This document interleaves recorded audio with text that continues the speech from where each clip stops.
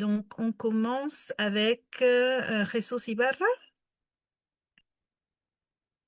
Et 5 minutes avant la fin de votre intervention, je ferai une petite interruption vocale, simplement pour vous signaler qu'il vous reste 5 minutes. Merci. Et très bien. Donc, on peut y aller directement? Oui, Super. Alors, bon, je vais commencer. Bonjour à tous et à toutes. J'espère que vous allez très, très, très bien.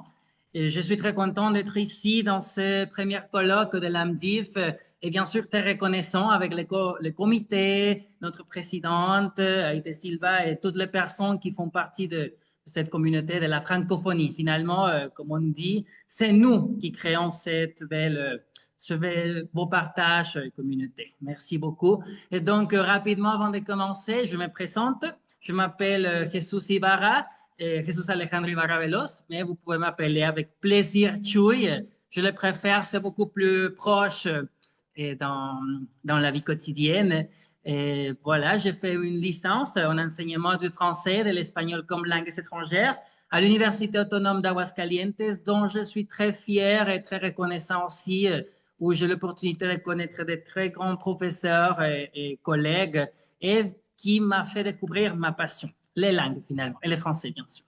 Et voilà, maintenant j'y travaille en fait, je suis prof de français et de japonais dans l'université et je continue avec la pratique enseignante. Vous aurez mon mail au cas où vous voudriez me contacter avec plaisir, un petit message, un WhatsApp ou sur Instagram, je serai dispo pour vous. Et donc, enchanté à tous. Et pour commencer, je voudrais juste vous présenter rapidement les titres. Cette recherche a été mon projet de mémoire de l'université et m'a vraiment touché, m'a fait découvrir aussi, disons, une partie assez importante de l'enseignement des langues étrangères et que je trouve assez, pas nouveau, mais je dirais où il faut travailler. Alors, ça s'appelle Je me connais, donc j'apprends, avec cette petite référence à Descartes. Et voilà, c'est l'autoconnaissance comme stratégie d'apprentissage du français. Comment l'autoconnaissance? Pourquoi il faut se connaître pour pouvoir apprendre et bien sûr aussi enseigner? Bon, on le verra dans cette petite conférence. Voilà, je vous présente rapidement. Connaissons le plan à futur. Il faut connaître le plan à futur, mais ça, c'est pas seulement de cette présentation, mais aussi de notre propre vie en tant qu'enseignant et bien sûr en tant qu'apprenant des langues. On verra un peu pourquoi l'autoconnaissance.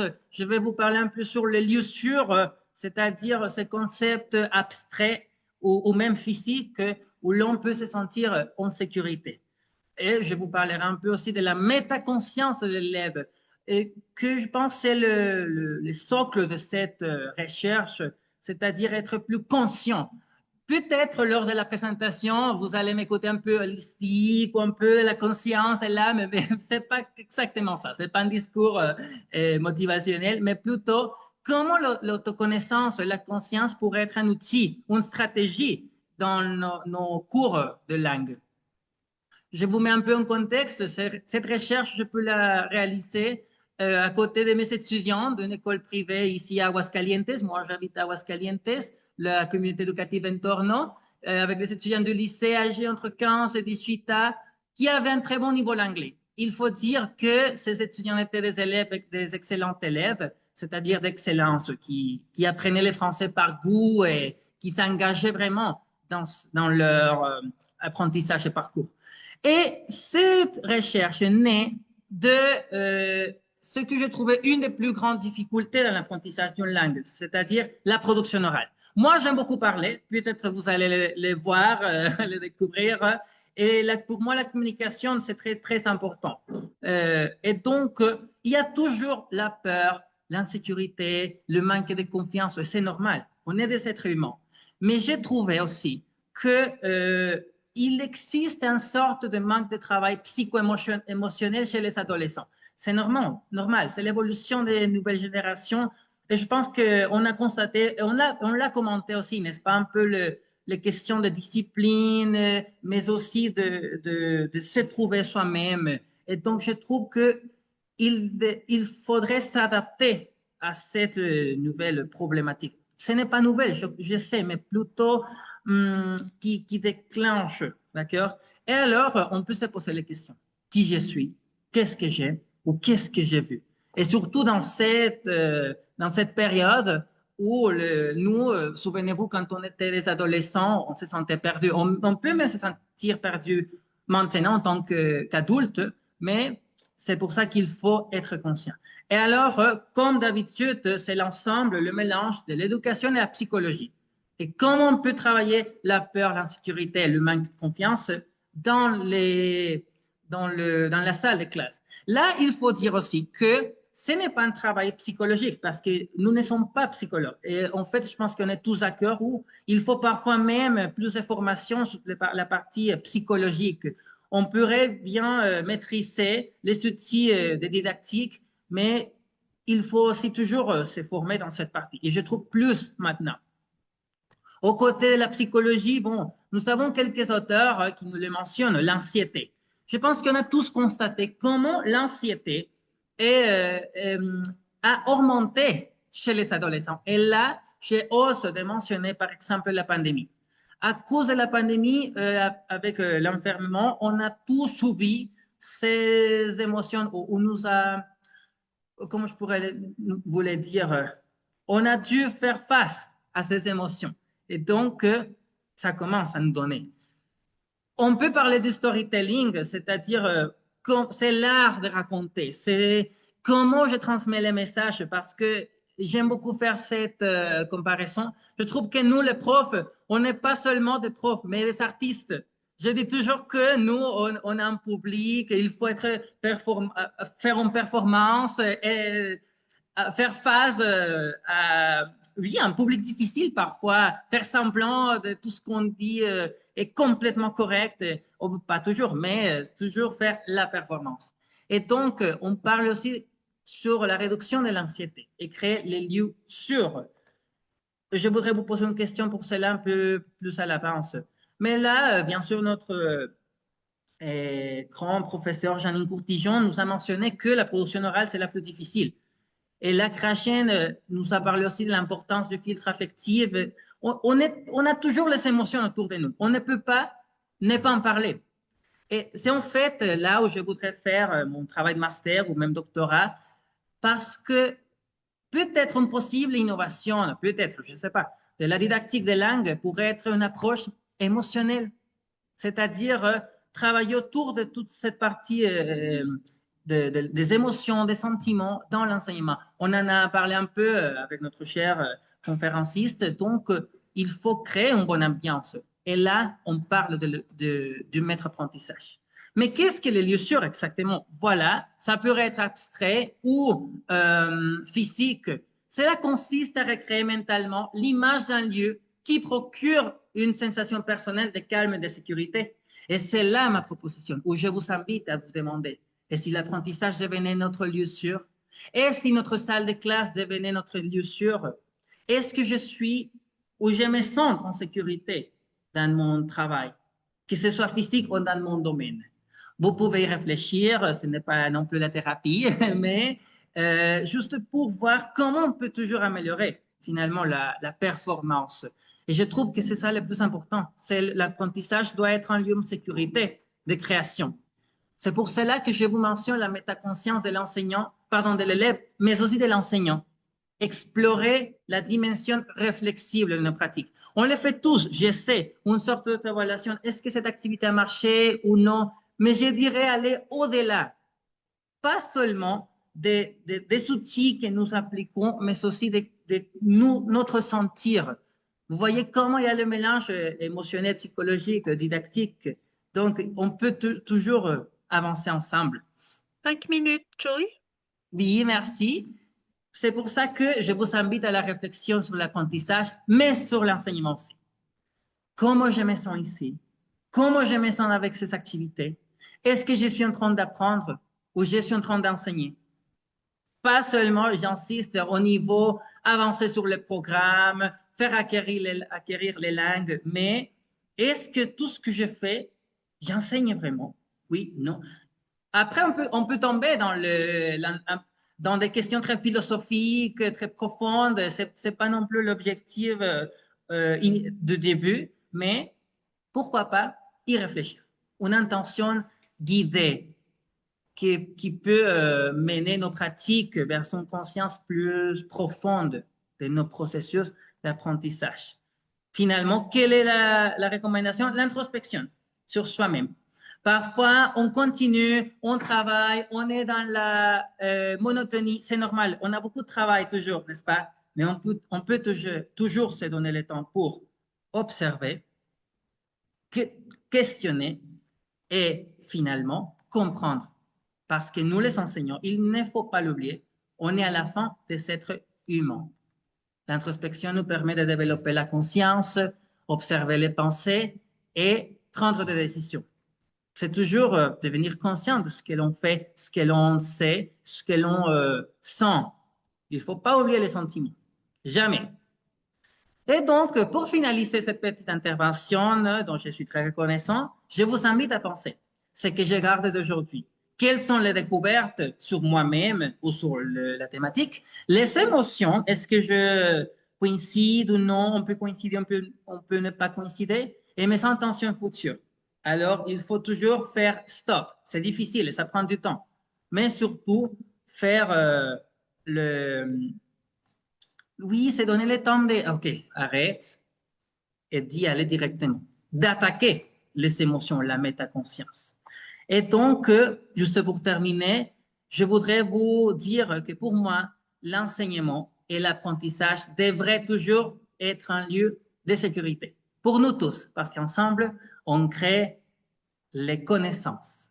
Je vous invite à revenir au présent, à notre présentation, notre jour où on est, pour continuer à y penser prochainement. Merci beaucoup. Merci à toi, Choi. Et si tu cesses de partager, on pourra donner la place à Tonatio.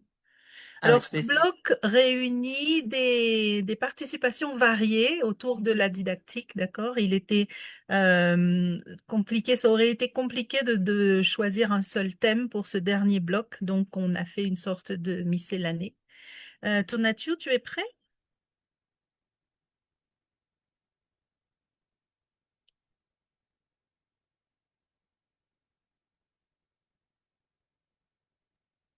Non, je suis toujours pas prêt. Non? Alors, si tu veux, je fais passer Alejandro et tu nous préviens sur le chat quand Oui, tu pourras régler le problème. D'accord. oui, Donc, merci. Alejandro et Ruby, vous êtes prêts? Oui, Très bien. Oui, bonjour, bonjour, on est prêt. D'accord. Voilà. Ça va être très Hum, Alexandre qui va gérer voilà les diapos.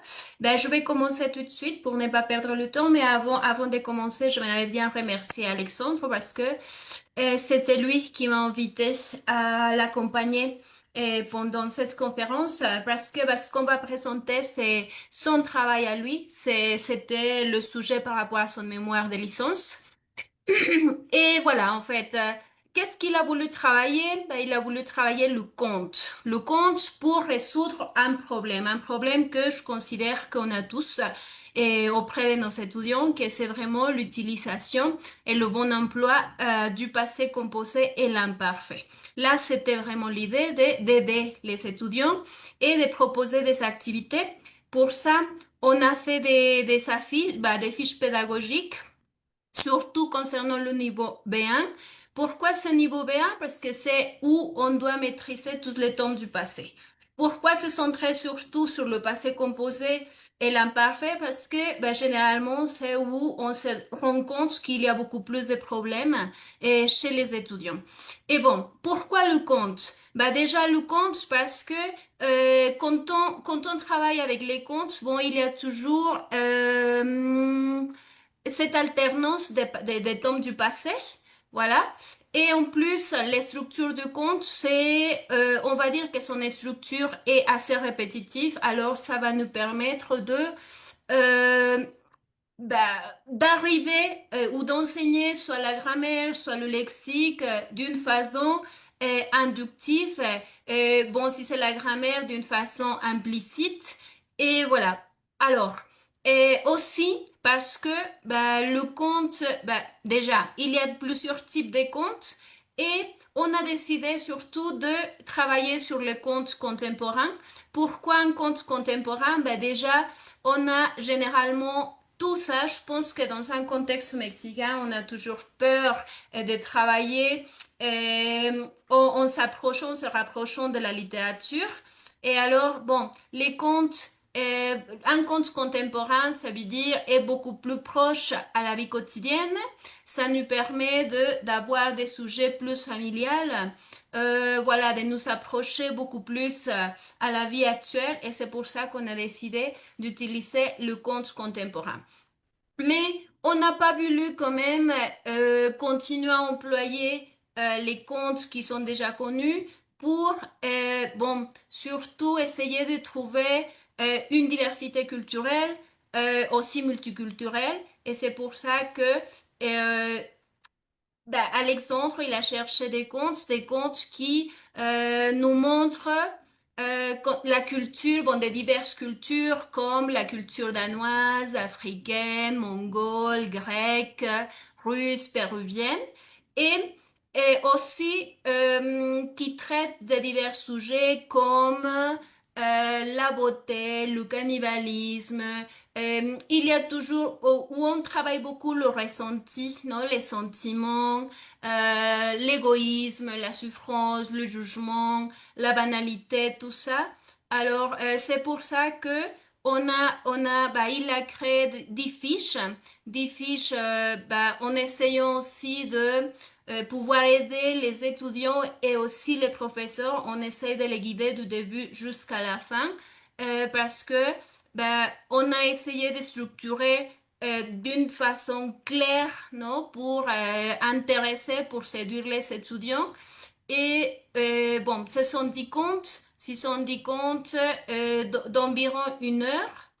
Et voilà, on essaye de tout donner aux professeurs même, non? Parce qu'on touche quand même des cultures diverses. On essaie de donner toutes les informations nécessaires pour que le professeur puisse donner le cours sans problème, non? Et on commence vraiment on commence avec des activités assez simples, non? Avec des remue-ménages, mais surtout en cherchant toujours la pratique cette production, cherchant toujours la production et une production communicative.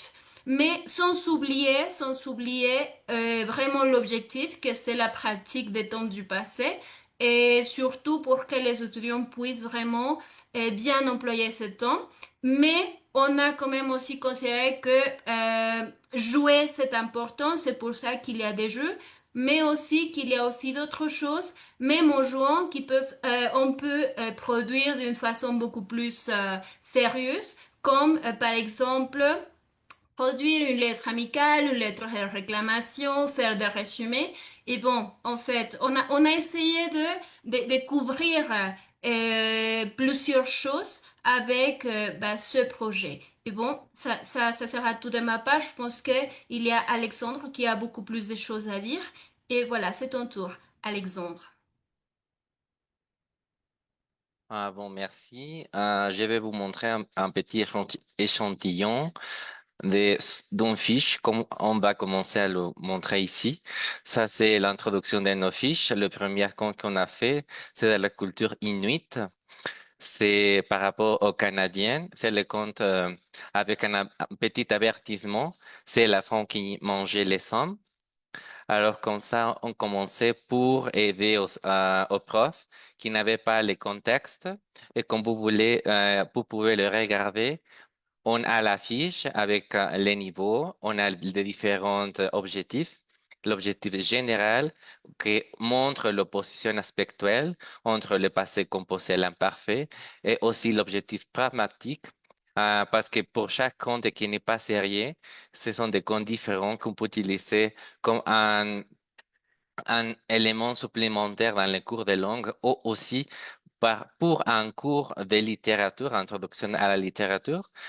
Pour cette fiche, c'est surtout pour s'exprimer au passé ou raconter des événements passés. Il y a des différents objectifs linguistiques il y a un objectif lexical et pour cette compte en spécifique, il y a des compétences à travailler, c'est la compétence écrite et la production écrite, parce que dans ces cas, on va jouer.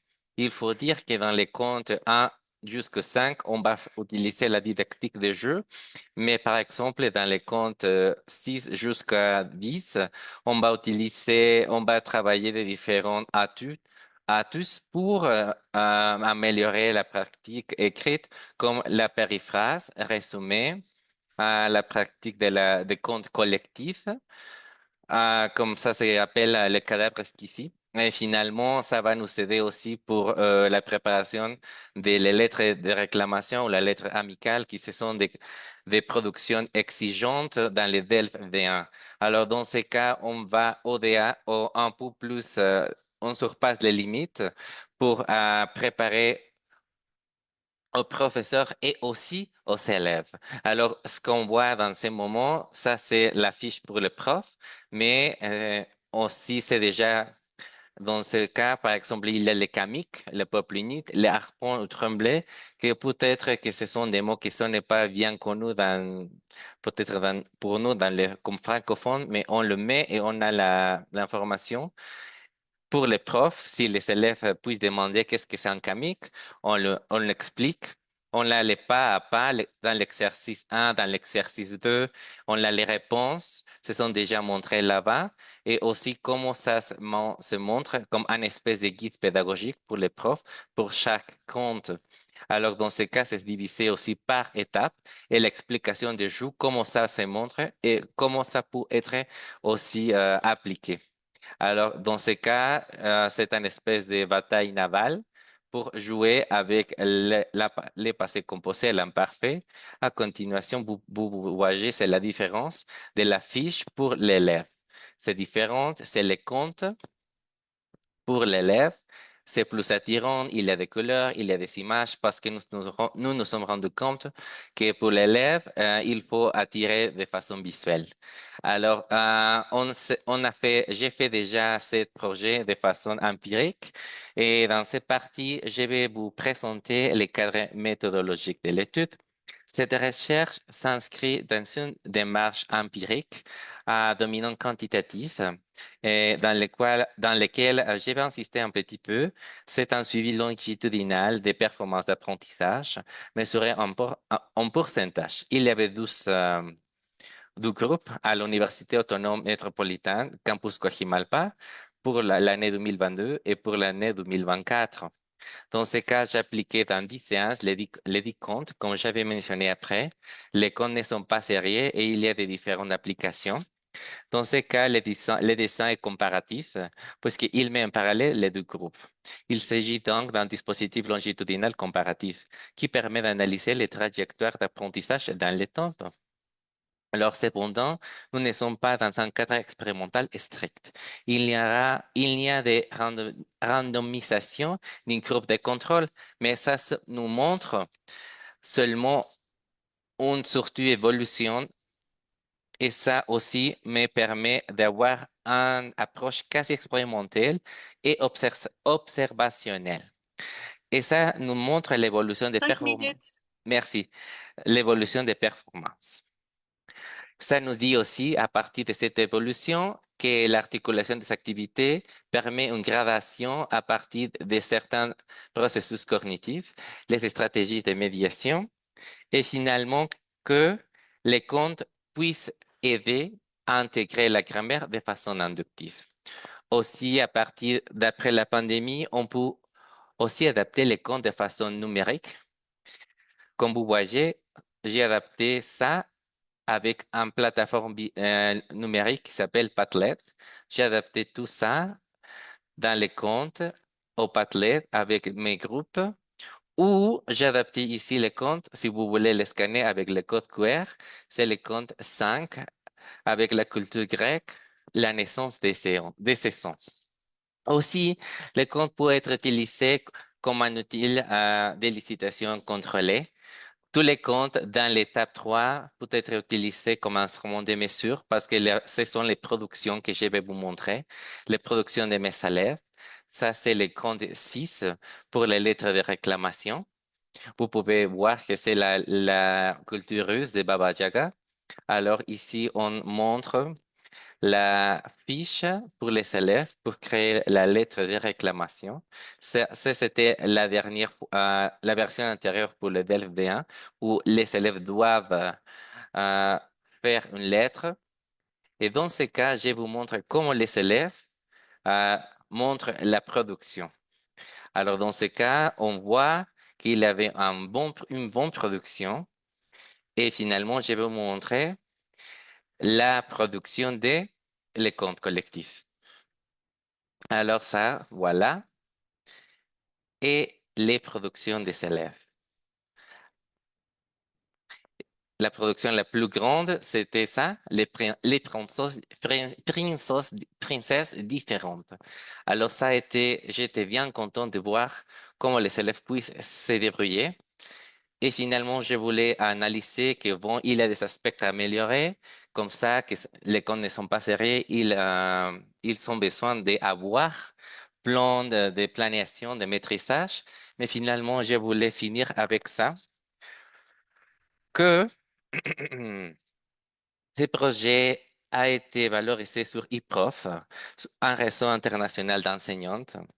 Mais cette expérience m'a aussi amené à réfléchir, bien que la plateforme propose de nombreuses ressources de qualité. La visibilité des contributions latino-américaines reste difficile à identifier. Il n'y avait pas beaucoup de personnes latino-américaines là-bas. C'était un peu difficile de trouver des collègues. Alors pour moi, c'était difficile de trouver des collègues et je voulais vous encourager à tous et à toutes de le faire. C'est pour ça que je présente ça.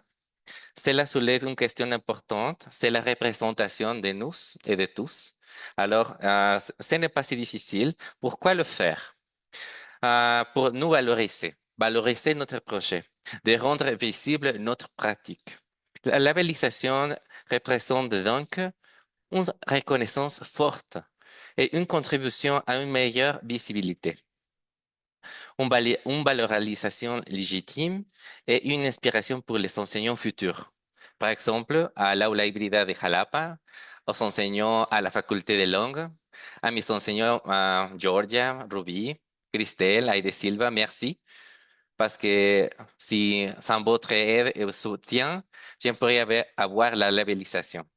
Alors comme ça, si vous cliquez sur l'étoile, vous pourrez la consulter et c'était déjà labellisé. C'est déjà labellisé au niveau international. Alors, toutes les personnes pour le labelliser et le consulter. Alors, c'est pour ça qu'on fait ça. Il faut encore encourager aux autres.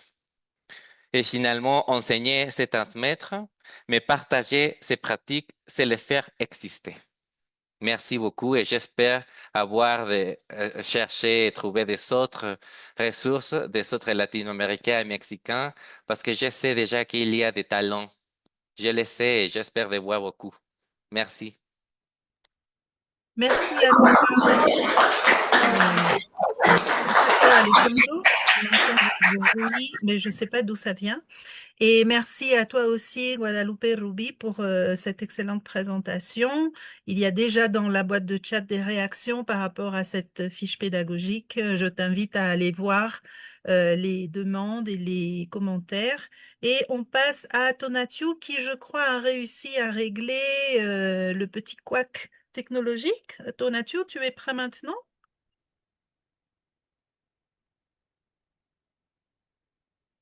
Super. Je ne t'entends pas. Ça y est. Oui, voilà, Oh, très bien. Donc, tu as la place. 15 minutes, Tonatiuh. Merci. Si ok, tu peux mettre en écran, en plein écran. voilà.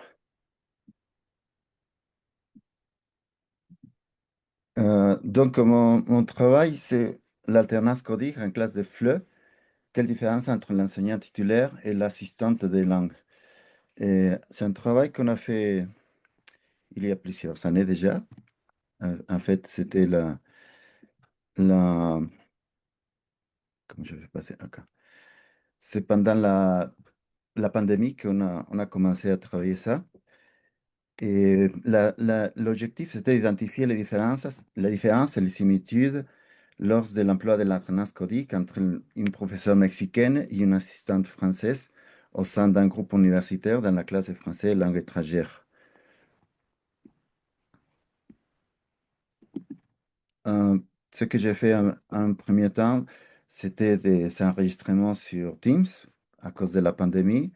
On a fait une première analyse et on a trouvé justement avec cette première analyse et résultats comme quoi c'était une mauvaise enseignante et une assistante très performante parce qu'on croyait que la professeure ne savait pas enseigner, elle utilisait trop l'espagnol et l'assistante, elle ne l'utilisait jamais, tout simplement.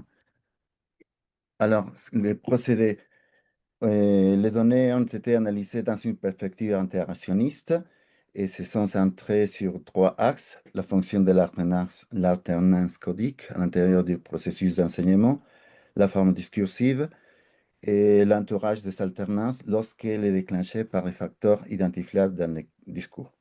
On a fait 10 heures d'enregistrement de la classe de français et le lieu, c'est la licence de, de l'enseignement de français à la UAP et c'était en situation de pandémie justement.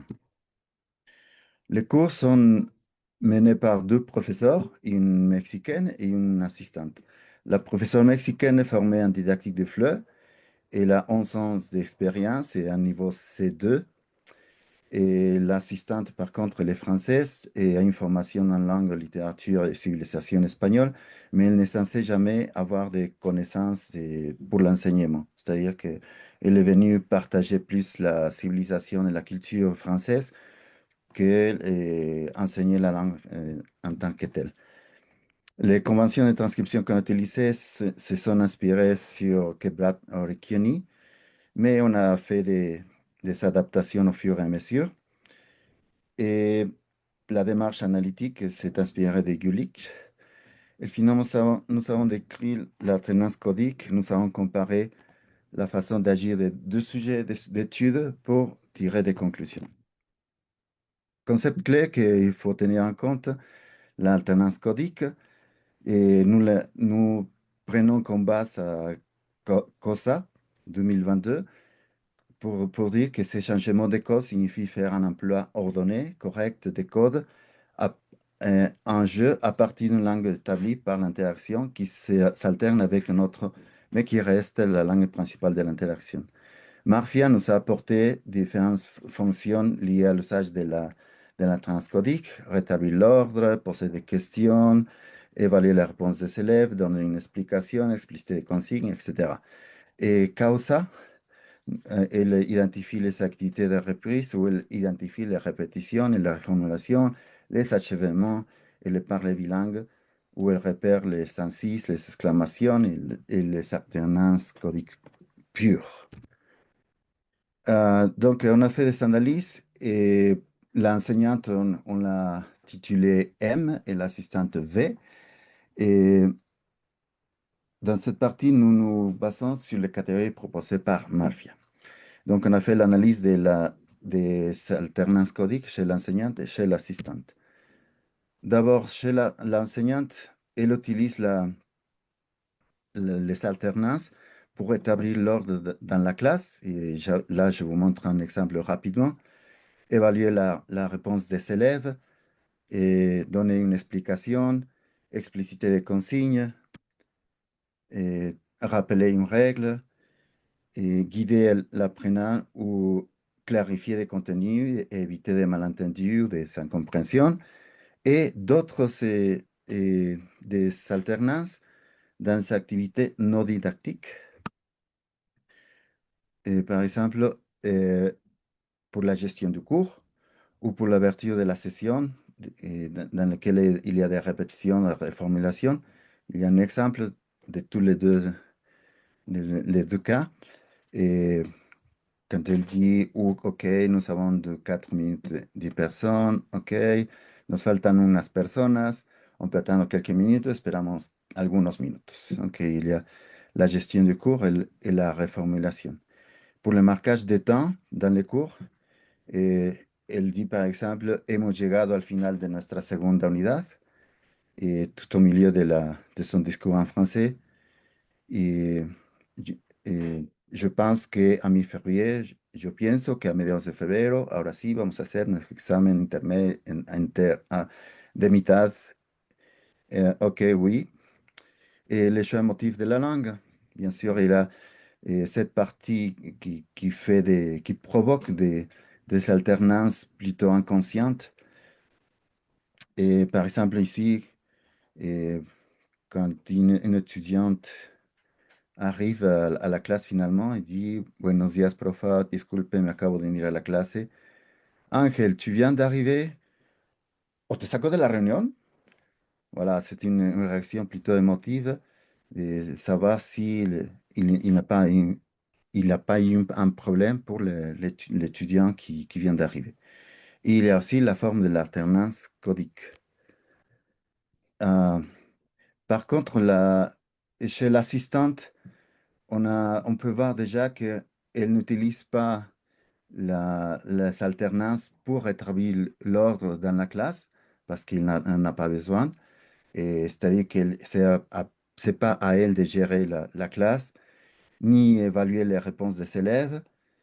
Et si elle le fait, et c'est pas avec une alternance, c'est en français. Donne une explication, c'est toujours en français. Expliciter des consignes, non, parce qu'on n'a rien à faire. Il s'agit toujours de s'exposer, ce qu'elle fait dans la classe.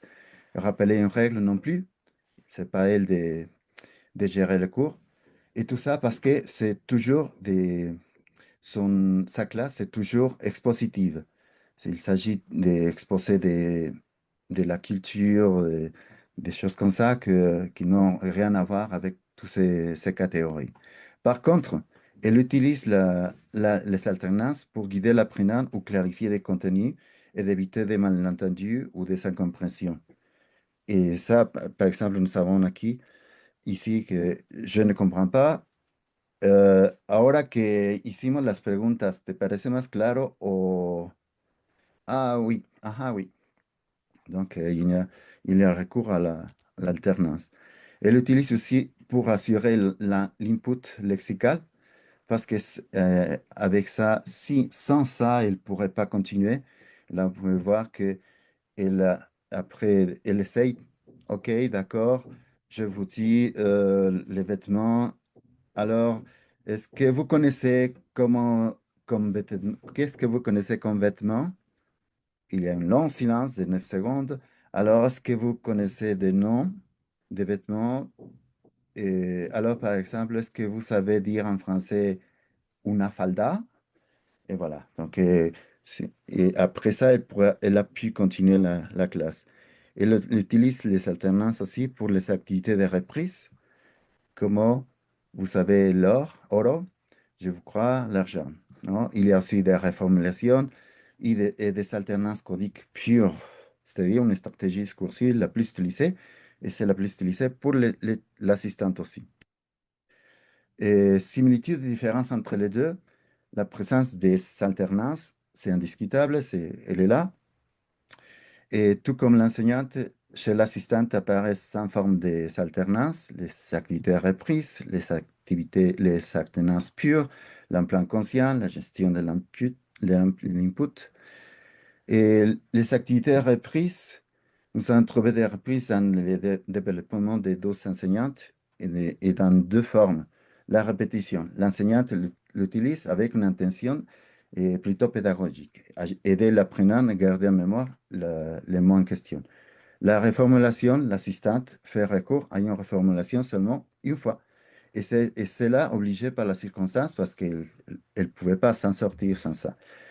Et c'est elle-même qui reformule son propre discours bien avant que les étudiants demandent d'être éclairés à ce sujet. Donc, c'est une 5 minutes. des prévisions. Oui, j'arrive. Et il y a cette alternance pure. Et là, vous pouvez voir comment il y a un moment où les Espagnols apparaissent, tout simplement au milieu du discours, et après, on reprend le français. Et donc, elles sont nombreuses, et chez l'assistante, comme on a dit, c'est la plus nombreuse, et ça se passe de manière naturelle, et le professeur l'utilise plus pour la grammaire et le lexique. Il y a aussi l'emploi conscient de l'alternance codique. Et, et ça, on pourrait dire que c'est normal parce qu'on connaît les deux codes et ce sont des personnes bilingues. Il y a aussi la gestion de l'input pour tous les deux. Et dans la conclusion, on pourrait parler que le professeur utilise les alternances codiques avec beaucoup d'objectifs plutôt prévus, plutôt planifiés pour gérer les cours. Par contre, par exemple, elle montre son expertise et guide les étudiants et les aide à focaliser l'attention sur les étudiants, et la gestion du cours, demeurer en confiance, en reformulation par l'extension sont fréquentes, et c'est en ressources de classe, etc. Par contre, chez l'assistante, elle n'utilise ou le plus moins possible les alternances. Son cours est toujours expositif, donc à moins qu'il y ait des problèmes, elle va changer de code. Et, sinon, ces alternances sont avec un objectif plutôt communicatif. Elle est très patiente. On a trouvé beaucoup de silences, de longs silences, mais elle est restée très patiente, ou je ne sais pas si elle manquait des ressources pour continuer. Et les deux enseignantes font partie du processus de TIH avec ses recours. Elle utilise le parler bilingue parce qu'elle le sont, mais les objectifs sont très différents. Il y a le savoir-faire didactique de la part du professeur et les recours pour sortir des problèmes de la part de l'assistante.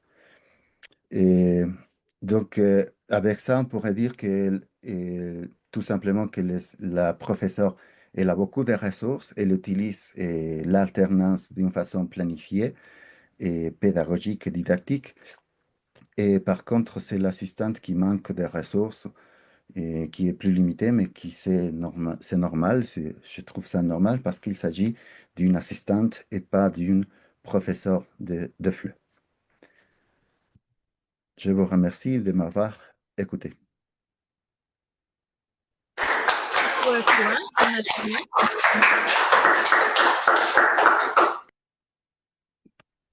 Et nous passons maintenant à Shaila. Alors, laissez-moi voir rapidement mon programme. Il me semble que Marika Marokian est arrivée. Elle est Voilà. prévue en fin de session. Est-ce que Yerani est arrivée? Non, malheureusement pas. D'accord. Donc, on peut passer effectivement à Shaïla et Ok. ensuite à Marika. Super. Donc, Shaila, vous êtes prête? Oui, oui, oui, bien sûr, je partage. Merci.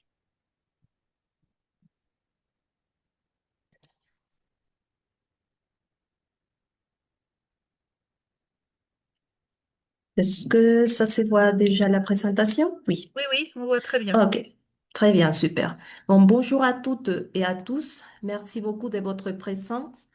Je m'appelle Shahira Sadlouna, je suis professeure chercheuse à la faculté des langues de l'Université Veracruzana et la communication dont je vous en parlerai aujourd'hui s'intitule Le choc des cultures, normes discursives et culture argumentative, défi de l'oral argumentatif en français langue étrangère.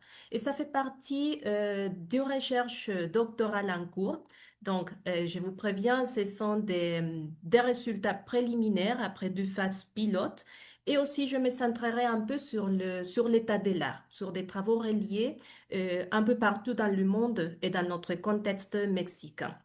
Donc, je vais vous mentionner rapidement pourquoi l'intérêt de ce sujet?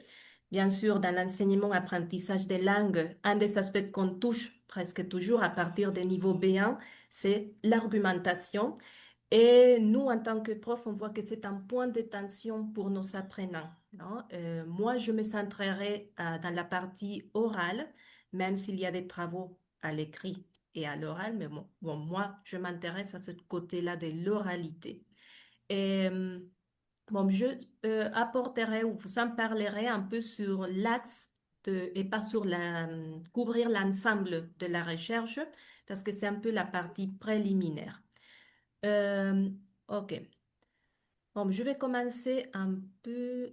Attendez, ça se passe pas. Oui, ok.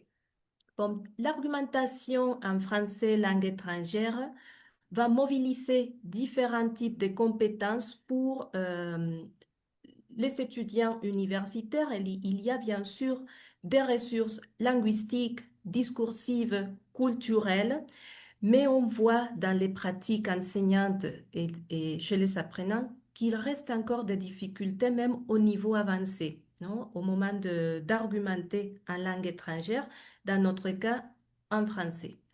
Alors on se pose la question suivante. Dans quelle mesure ces difficultés relèvent-elles d'un problème linguistique ou d'un décalage entre différentes cultures argumentatives? C'est pour cela que j'aimerais bien vous donner un panorama à partir de la révision des littératures, l'état de l'art, sur des travaux qui sont réalisés partout dans le monde, après dans notre contexte au Mexique. Alors, un petit instant.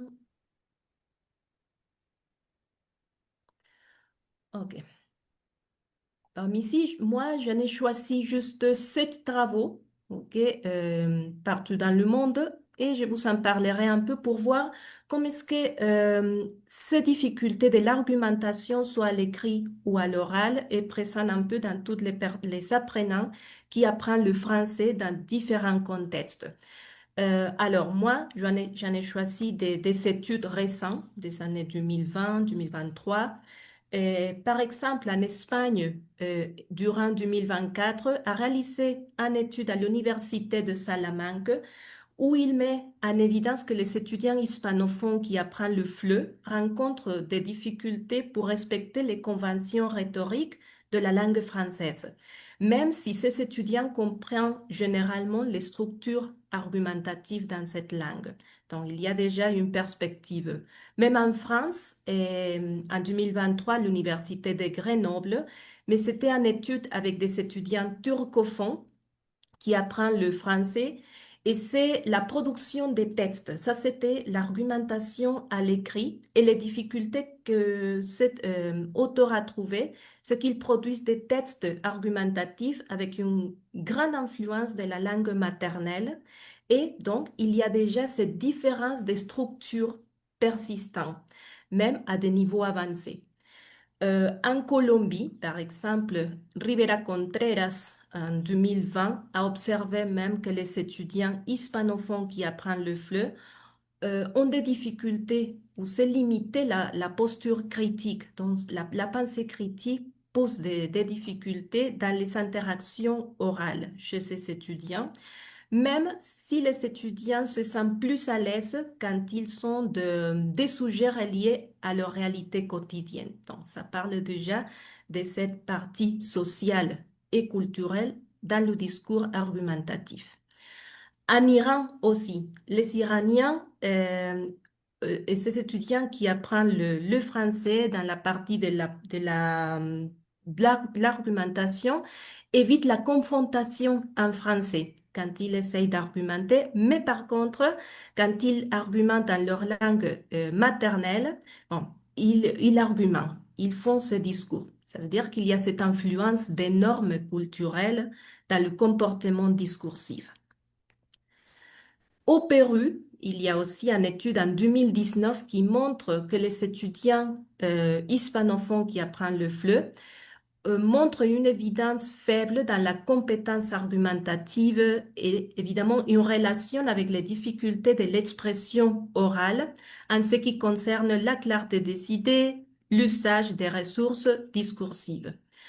En Espagne, à l'Université de Barcelone, Guillem Solano en 2018 a souligné qu'il y a des problèmes qui affrontent les étudiants en relation avec la cohérence, la cohésion, l'organisation du discours et ça se centre plutôt dans la partie orale formelle, un peu dans le discours académique.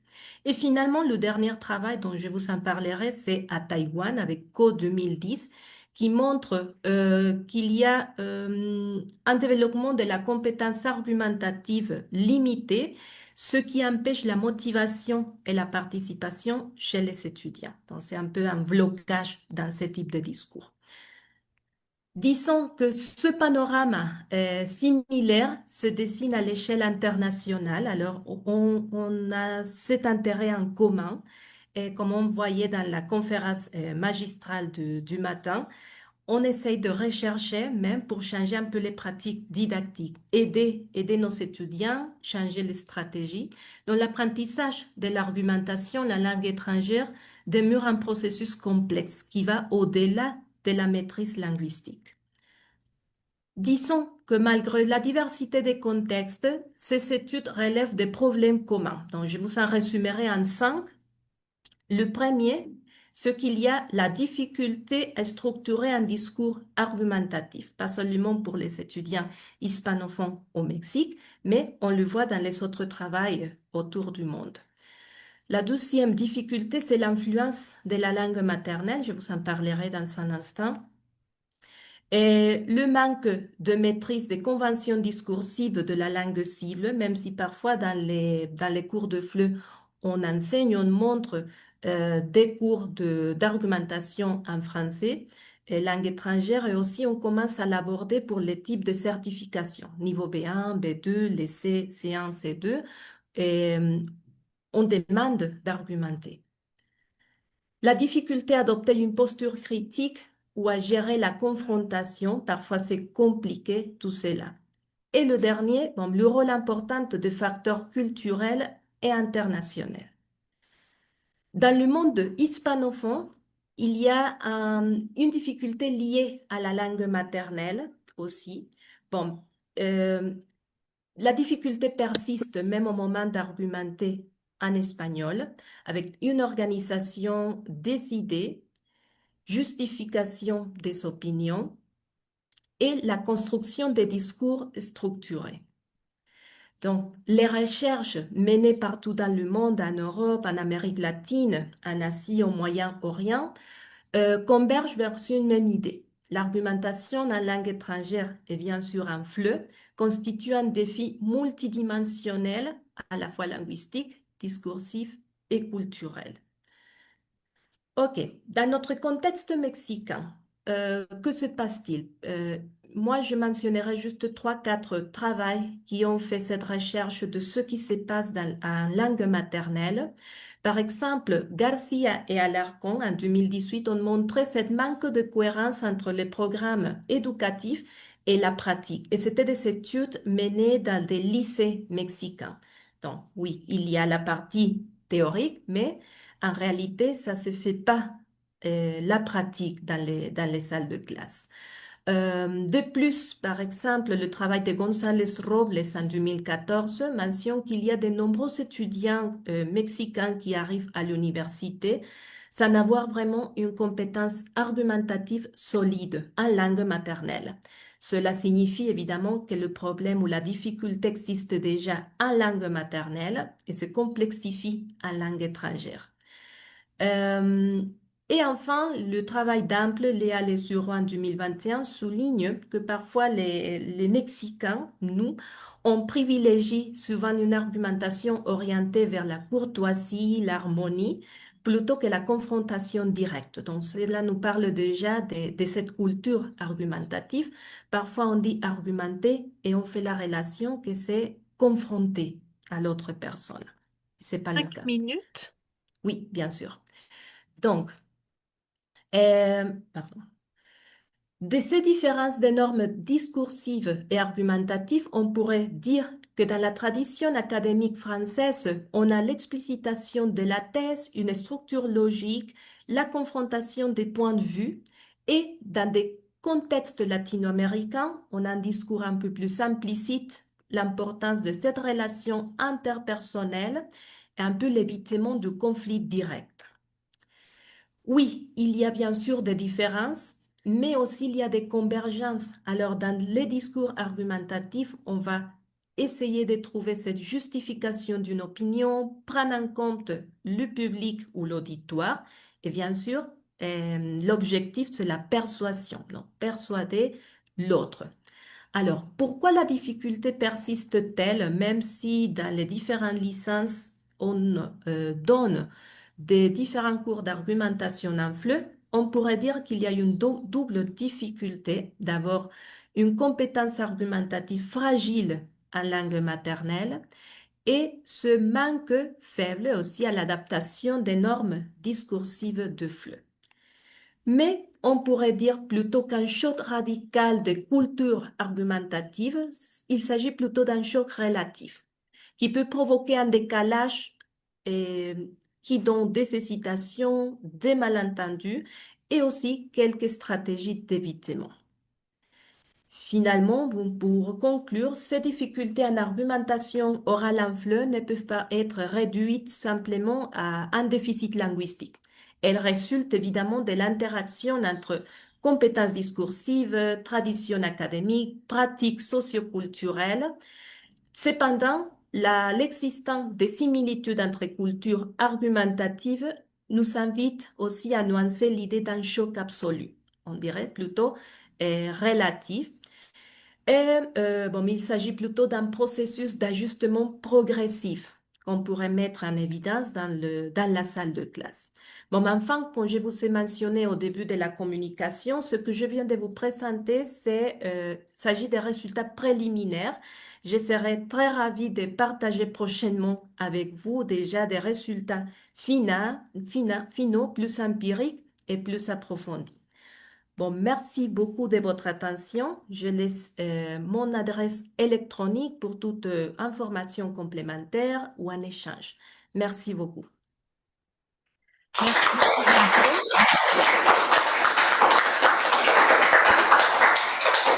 Et en attendant que s'installe Marika Maroukian pour la dernière présentation de ce bloc qui porte sur le cinéma et son exploitation en salle de classe, je vous invite à participer dans la boîte de chat. On aura un petit peu plus de temps probablement pour échanger si Yerani n'arrive pas. D'accord? Et je vois qu'il y a déjà, la boîte de chat est déjà très, très active. Donc, continuez à participer, ça fait vraiment plaisir et c'est particulièrement agréable pour ce groupe de chercheurs qui passe en dernier aujourd'hui. Marika Maroukian, vous êtes prête? Merci pour la présentation, on la voit très bien. Donc, quand vous êtes prête, on peut commencer. Merci, Georgine. Je vais vous présenter le cinéma, un outil à exploiter en classe de FLE.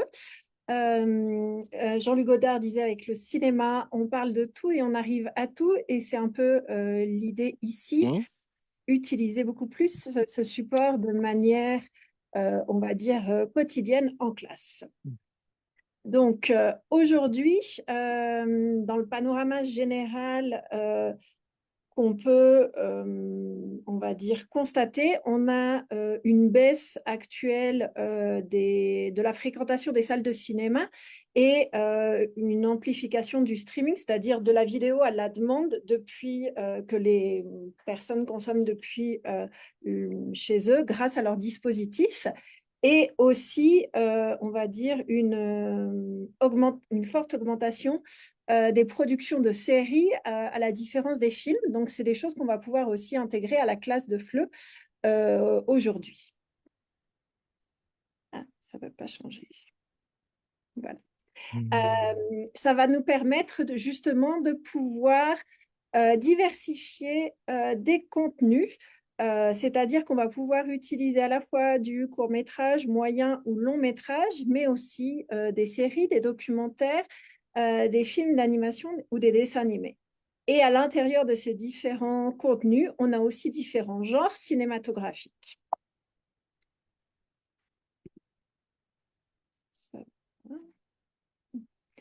Ici, pourquoi est-ce que j'apprécie particulièrement le fait d'intégrer le cinéma en classe de FLE?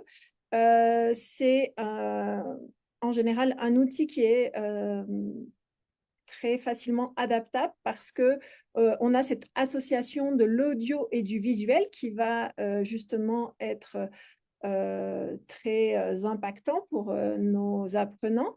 Il y a toujours une idée de narration, qu'elle soit visuelle ou explicative. Ça permet aussi de faire entrer le document authentique en classe de FLE, c'est-à-dire un document qui n'est pas au départ prévu pour des apprenants, mais qui est plutôt prévu pour justement des natifs. Et en général, ça va être très apprécié de la part des apprenants de pouvoir accéder à ce type de documents. Ça permet aussi d'intégrer les nouvelles technologies, de l'information, de la communication. C'est parfaitement adaptable, on va le voir ensuite avec des exemples concrets, dès le niveau 1 jusqu'à des niveaux plus élevés, B2 voire plus. Et on peut travailler toutes les compétences qu'on travaille en FLE, c'est-à-dire compréhension orale, écrite et production orale ou écrite. Donc ici, on va rapidement voir la partie, on va dire, théorique. Ensuite, comment sélectionner de notre côté justement des séries ou des films qui peuvent être intéressants à exploiter en classe.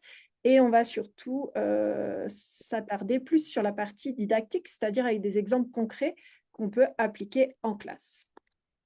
Pour le contexte théorique, ce qui m'a ici intéressée quand j'ai travaillé sur ces activités en classe, c'était travailler sur l'apprentissage non traditionnel qui est très important actuellement dans nos pratiques personnelles depuis les années 2000 et qui s'est encore accentué avec cette on va dire, attraction, voire parfois addiction au digital qu'on a dans nos vies quotidiennes. Donc ici, j'ai utilisé la partie théorique de Brugère sur les loisirs et les goûts personnels et aussi sur, on va dire, les écrits aussi de Messonnier. Cette, on va dire, association donc, du fait qu'on peut apprendre différentes choses de manière digitale depuis chez soi, ça va rentrer justement en relation avec cette motivation intrinsèque et aussi ça permet justement de pouvoir travailler sur les caractéristiques du document authentique en classe de FLE qu'on connaît tous et qui est fortement apprécié, qui va nous permettre aussi de travailler justement l'actualité. C'est aussi un outil qui permet l'interculturalité parce que je vais pouvoir, on va dire, accéder d'une manière différente aux compétences interculturelles ou culturelles grâce aux locuteurs que je vais pouvoir voir, observer ou écouter dans les films et les séries. Je vais aussi pouvoir directement entrer en contact avec la diversité culturelle et linguistique. Ça, c'est beaucoup plus facile à comprendre, évidemment, la prosodie, le langage actuel, informel, le non-verbal, les références socio-culturelles qui vont apparaître. Et on peut aussi travailler, notamment avec les adolescents, sur l'éducation donc aux médias et, comme le disait ma collègue précédente, travailler justement sur ce fameux esprit critique. On a différentes modalités, on peut le travailler de différentes manières et l'idée, ce n'est pas du tout de regarder un film en classe pendant 2 heures comme on va le voir, mais vous pouvez donc le faire de manière présentielle ou en ligne, de manière collaborative, individuelle, synchrone ou asynchrone. Comment sélectionner, on va dire, justement des films, des séries, mais on va voir que ce n'est pas forcément justement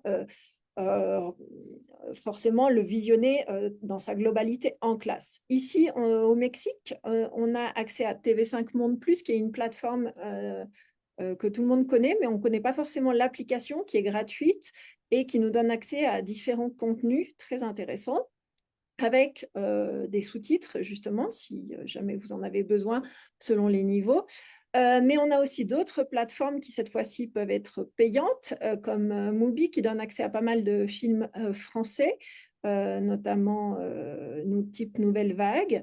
Vous avez les plateformes commerciales que tout le monde connaît, et aussi YouTube. Et parfois, vous pouvez utiliser un VPN pour avoir accès notamment à la Cinétech, qui est un site français, plutôt cinéma d'auteur.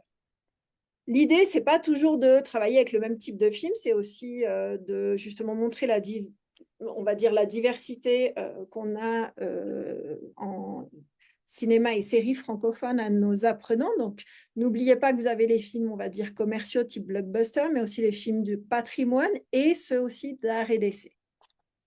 Comment sélectionner du matériel significatif et intéressant pour nos classes? En général, je vous recommanderais on va dire, de lire un petit peu les critiques professionnelles cinématographiques et de les mettre en relation justement avec les prix sur des festivals internationaux ou nationaux de ciné et de le regrouper avec les succès populaires. Quand vous avez, on va dire, déjà ce panorama-là, vous avez une bonne base et ensuite l'appliquer à votre public. C'est très important de connaître son public, de ne pas proposer quelque chose qui ne va pas être en adéquation ni avec leur goût, ni avec leur âge, etc. Non, c'est vraiment très important de les connaître avant de leur proposer justement de travailler sur un film ou une série, et évidemment prendre en compte le niveau de langue, évidemment. Et je vais vous proposer maintenant des activités didactiques concrètes.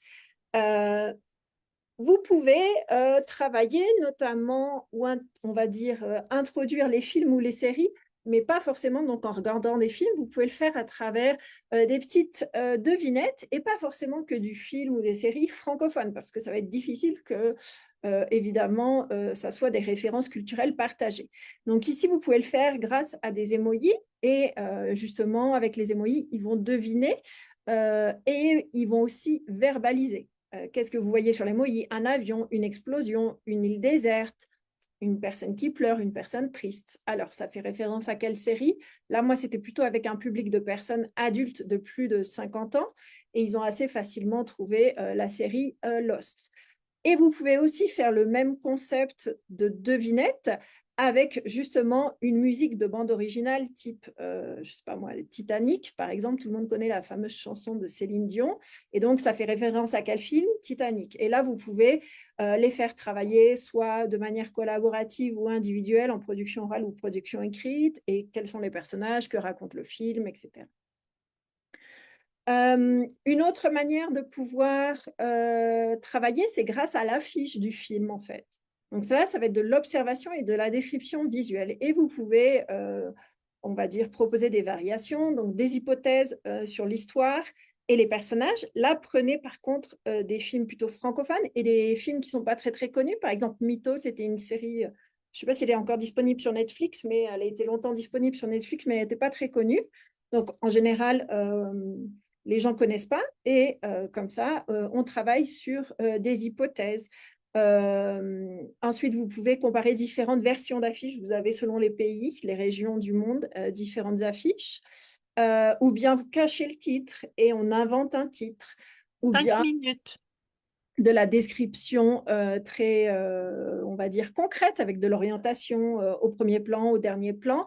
Associer les résumés et les affiches et ou bien de type A2, associer les goûts, les résumés et les disponibilités. Je vous montre ici des exemples. Donc là, j'avais enlevé donc, les titres. Ici, vous avez, avec le grand bain, différentes affiches. Donc, je ne vais pas avoir la même description. Et même chose ici. Pour celui-là, c'était donc l'association de l'affiche avec le résumé. Ensuite, pour la bande-annonce, ça fait partie des autres outils avec lesquels vous pouvez travailler, avec ou sans audio. Et c'est un format court et visuel qui fonctionne très bien. Qu'est-ce que vous pouvez faire? Remettre en ordre d'apparition, faire un résumé, répondre à des QCM ou à des questions ouvertes, donner votre opinion sur son efficacité, ou bien un travail plus créatif, hypothèse sur le synopsis, et créer des faux dialogues. Je vous montre rapidement. Ici, remettre les images dans l'ordre d'apparition et donner un titre significatif au pictogramme. Répondre à des questions, très simple, identifier les personnages. Et là, créer une fausse bande d'annonce, c'est-à-dire pas d'audio, juste le visuel. Et ça va être vos élèves qui vont créer avec Audacity la partie du dialogue. Ensuite, vous pouvez travailler sur une scène spécifique sans avoir vu le film en entier. Compréhension globale et détaillée avec un questionnaire ou bien production orale ou écrite. Notamment ici avec une scène qui est une sorte de stéréotype pour nous de film de Noël. Le Père Noël est une ordure. Donc là, des questions directes sur la scène. Ou bien ici, avec Intouchable, les élèves ont vu le film à la maison et vous leur faites passer ensuite un questionnaire de compréhension beaucoup plus globale de QCM. Ici, associer des résumés avec des goûts personnels. Donc là, vous avez des présentations de 6 films, comme on le voit sur les sites Internet actuels, documents authentiques. Et ici, vous avez 5 personnes avec leurs caractéristiques et vous allez devoir donc associer les résumés au goût personnel. Ça, c'est vraiment de type A2, type DELF. Et enfin, dernier exercice, on va dire critique cinématographique et genre argumentatif pour faire du lien avec ce que disait ma collègue, justement. Donc, ça va être des niveaux beaucoup plus élevés, B1, B2, résumé détaillé et opinion personnelle argumentée, lettre formelle de protestation. Vous trouvez qu'un film est scandaleux, vous expliquez pourquoi, et vous écrivez, je ne sais pas, aux producteurs, aux acteurs, etc., aux réalisateurs. Ou bien, qui peut être très intéressant, la création d'un podcast avec des jeunes adolescents notamment, où vous les faites travailler de manière collaborative et vous publiez chaque mois un podcast en ligne sur un film. Et ensuite, évidemment, on peut chercher d'autres types d'exploitation, qui est la comparaison d'un livre avec son adaptation, les débats type masquer la plume, ou bien créer un synopsis de série de manière collaborative et avec des adolescents notamment réaliser un court-métrage. Ici, je vous laisse peut-être, si ça vous intéresse, prendre une capture d'écran. C'est des idées de films ou de séries que je n'ai pas mentionnées avant, mais que vous pouvez trouver facilement sur les plateformes actuellement. Ça, c'est les commentaires traduits que j'ai eus de la part de mes élèves quand j'ai travaillé entre 2021 et 2023, beaucoup en ligne sur toutes les activités que je vous ai présentées. Il n'y a eu que des retours positifs et en général, ils étaient très intéressés par le fait de pouvoir justement intégrer leur pratique quotidienne autour du cinéma et des séries en classe de français.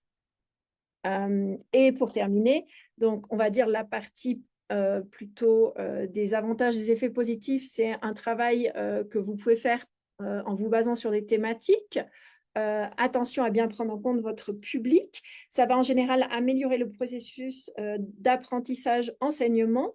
La motivation, le recours au visuel va être attractif pour les publics.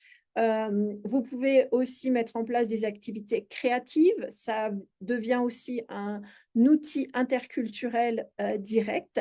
Et en général, les limites auxquelles j'ai été confrontée, mais en tant que professeur, c'est, on va dire, la formation parfois des professeurs qui peut être limitée en TIC ou pas trop actualisée. Et avoir quelques compétences en analyse audiovisuelle, mais ça, c'est assez facile, vous pouvez aller trouver les fiches pédagogiques du CNC. Mais surtout, moi, ce qui me pose problème en général, c'est le temps disponible pour faire ça avec mes groupes, parce que on est un peu chargé avec nos programmes. Ici, je vous laisse ma bibliographie que j'ai utilisée et mon contact. Merci beaucoup. Maric, pourrais-tu revenir à tes 2 diapos, recommandations de films et biblio? Oui, bien s'il te sûr. plaît. Donc, voilà la Donc, biblio. c'est que j'ai essayé de prendre une capture d'écran, mais comme il y a tellement de félicitations, il y avait les félicitations qui cachaient le texte. Et merci beaucoup, Marika. Parfait timing. C'est très bien. On ouvre maintenant une session qu'on peut permettre un petit peu plus longue pour vos commentaires et vos questions.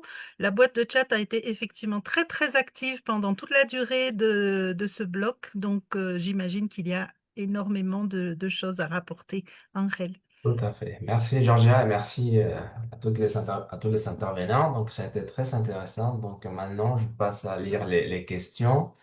Alors, pour les premières questions, les premières 2 questions, c'est pour Chui.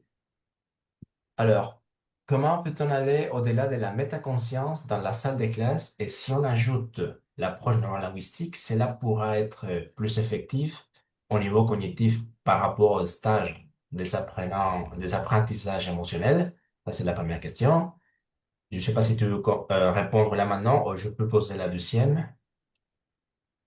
Merci. Si vous êtes d'accord, on peut passer à la deuxième, comme ça je réponds D'accord. ensemble. Oui. Parfait. La deuxième, c'est Heidi qui commente, cher Jésus.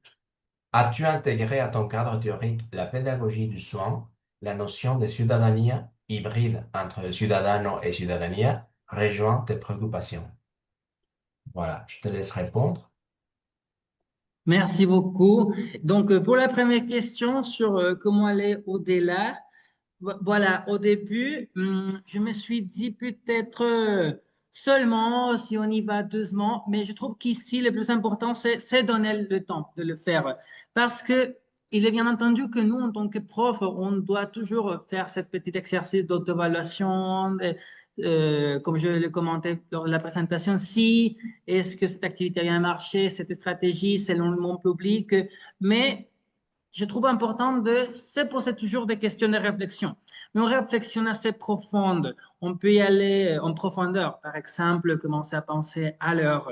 Comment a été le déroulement de cette activité? Quelles ont été les émotions ressenties ou peut-être les comportements qui ont changé pardon, lors des activités? Donc, c'est toujours un travail de temps.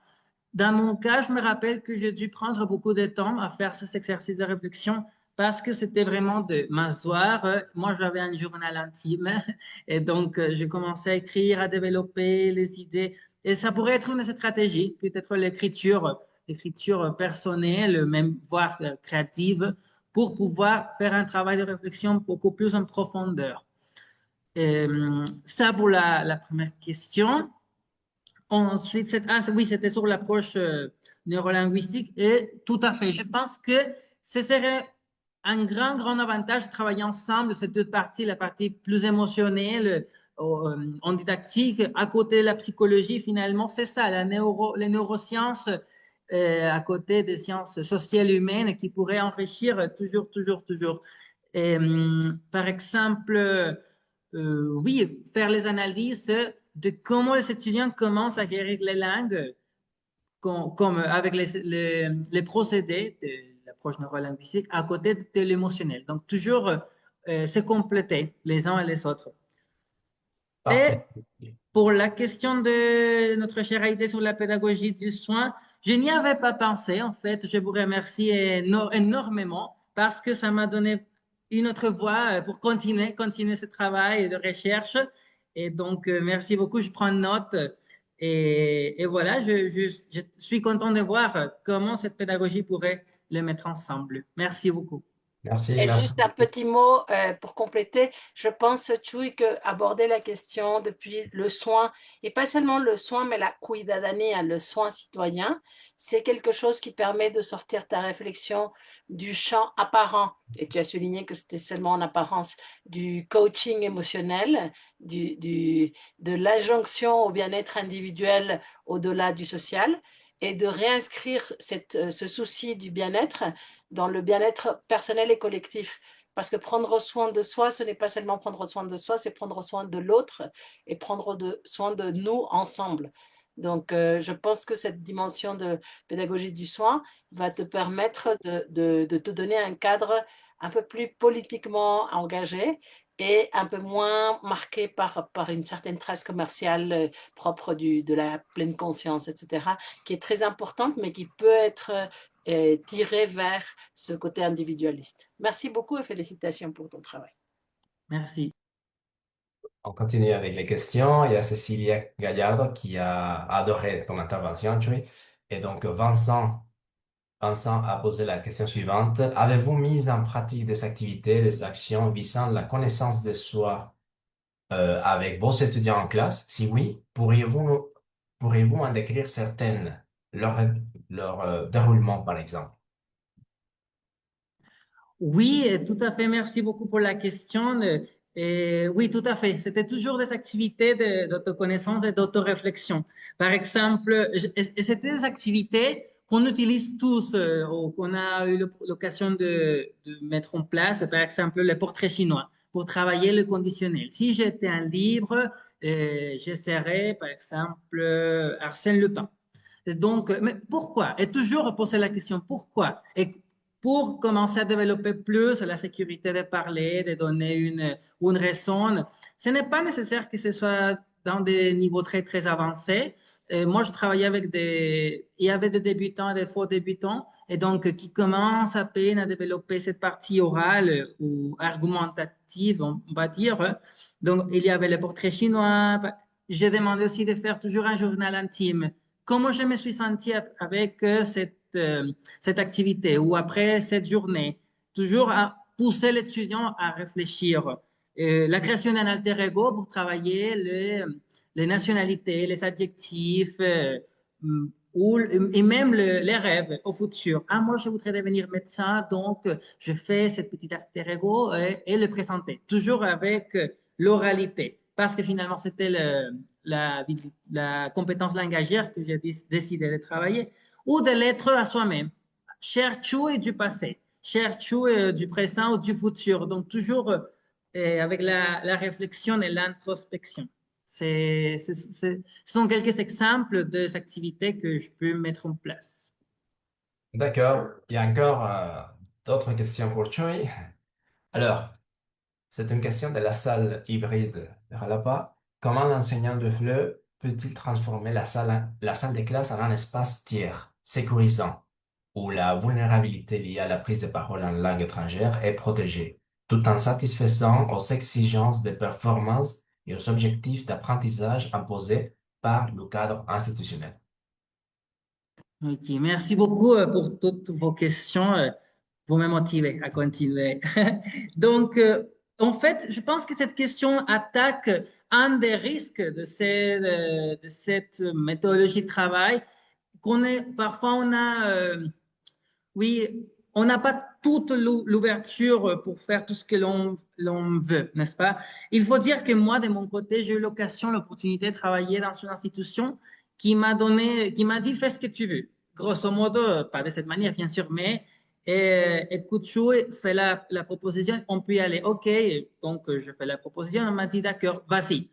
Donc, bien évidemment, j'ai dû terminer un programme de contenu linguistique, mais c'est le contexte, je m'excuse pour le prix, c'est le contexte qui m'a permis aussi de ne pas être très, comment dire, oui, très fermé avec les activités et tout. Mais définitivement, je trouve que c'est un travail ensemble, institution, prof.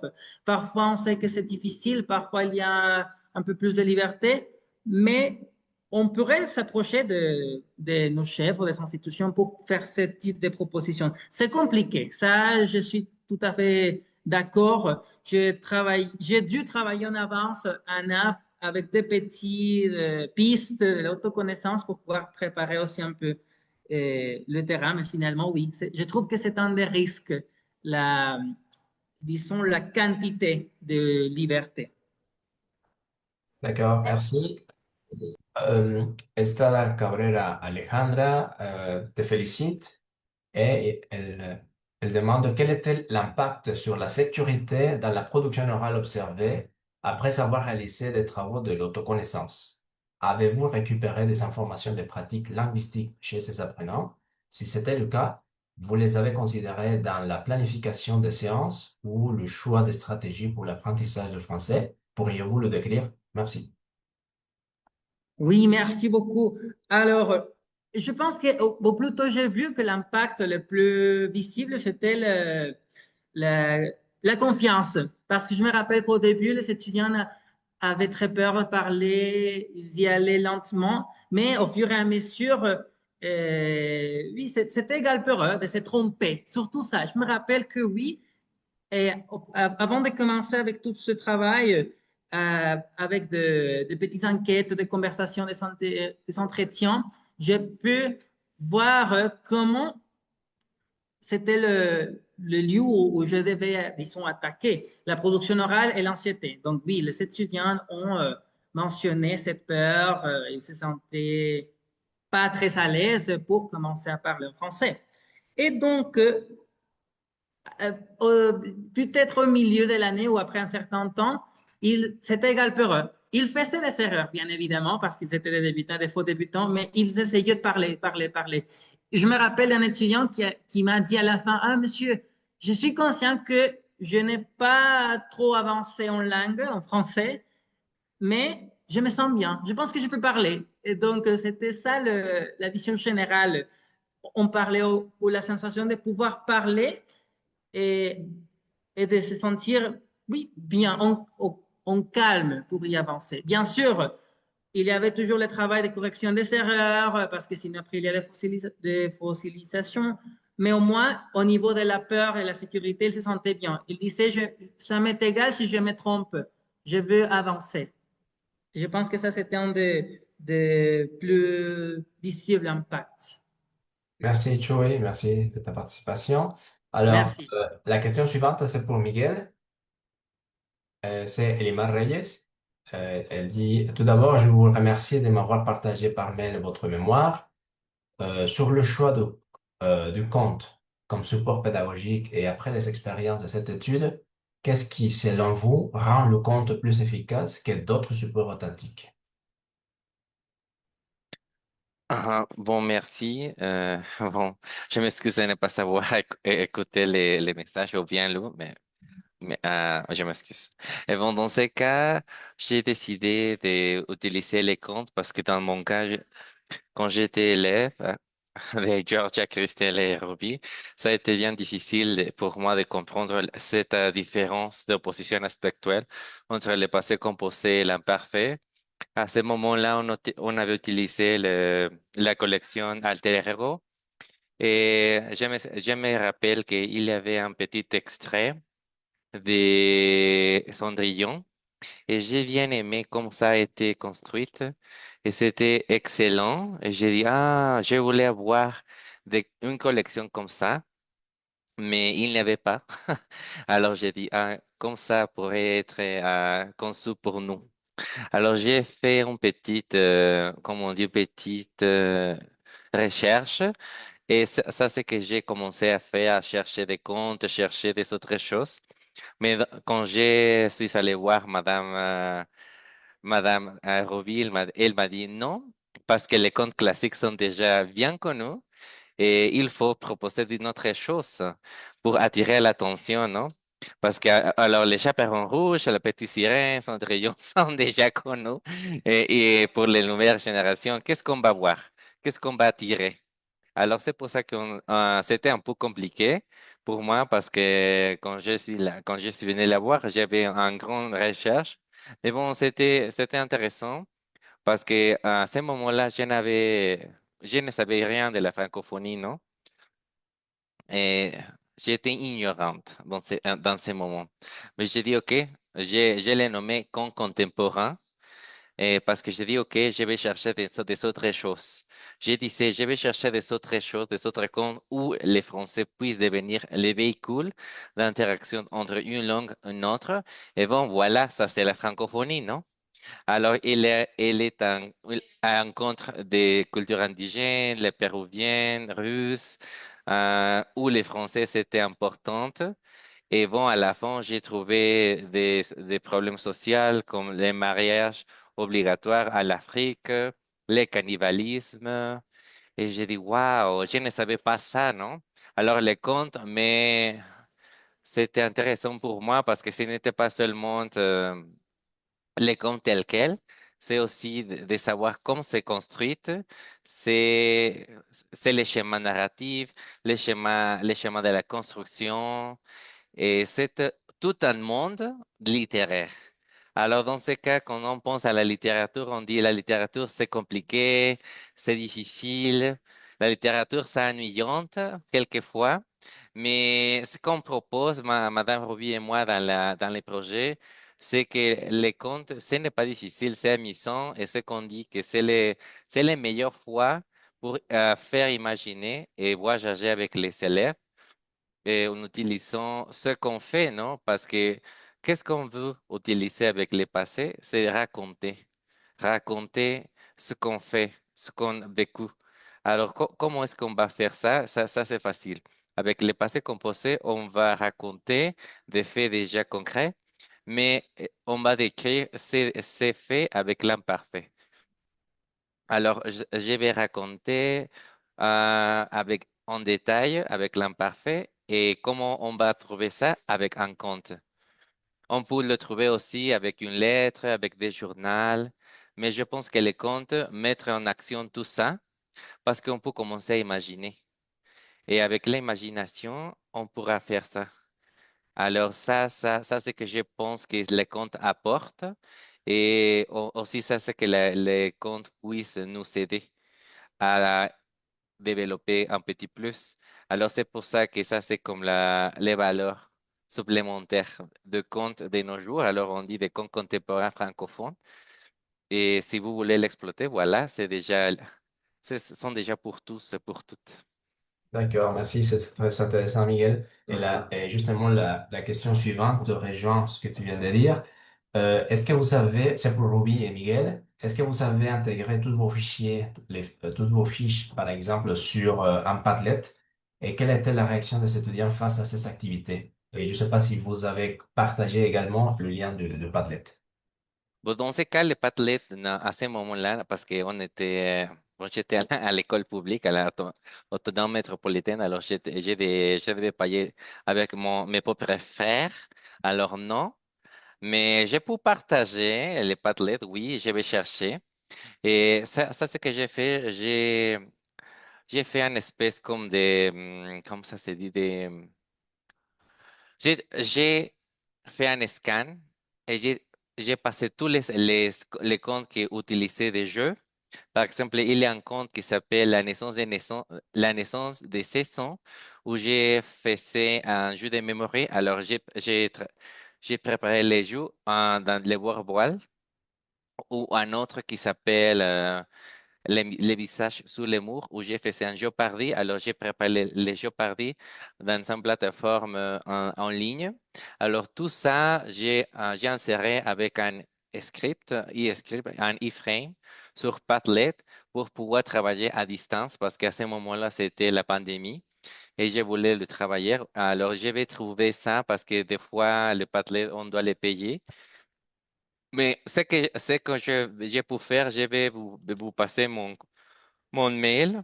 Et si vous voulez, ce qu'on peut faire, je peux vous passer aussi les Padlet pour voir comment j'avais géré ça. Et à ce moment-là, c'était comme innovant, la plateforme Padlet. Et bon, c'était comme un mur et aussi en ligne de temps. Comme on avait travaillé avec les élèves et les élèves étaient bien réactifs parce que ce moment-là, Zoom était un peu ennuyante pour eux. Ils disent, non, le prof seulement parle. Mais avec Padlet, c'était bien. Mais ça, c'est que j'ai trouvé avec la OIF. Il y a une autre boîte utile qui s'appelle la digitale. Alors, on peut utiliser la digitale, que c'était gratuite et c'était comme la nouvelle version de Padlet. Et je pense que je peux ajouter les comptes dans la digitale et tous les comptes qui sont de la didactique des jeux. Et ça peut aider aussi parce qu'on a tout, par exemple, les Jamboard, les Workwall, tous les autours de Zoom sont déjà insérés dans la digitale et sont gratuites. Alors, je pense que la digitale a surpassé Padlet et c'est bien, hein. Je vous recommande de faire ça, mais à ce moment-là, quand j'ai utilisé les Padlet, les élèves ont dit, qu'est-ce que c'est Padlet? Je ne le connais pas. C'est bien. Et comment je peux trouver les comptes? Oh, les comptes, c'est innovant, bien. Et bon, à ce moment-là, on avait décidé de seulement réduire à une seule feuille parce qu'on sait déjà qu'à ce moment-là, les élèves n'aiment pas trop lire. Alors, on dit on va réduire dans 2 colonnes et dans une seule feuille avec un support visuel. Et ça aidait beaucoup. Alors, on avait un support didactique adapté. Alors, c'était un support semi-authentique. Ça, c'est comme on avait nommé les comptes. D'accord, merci Miguel.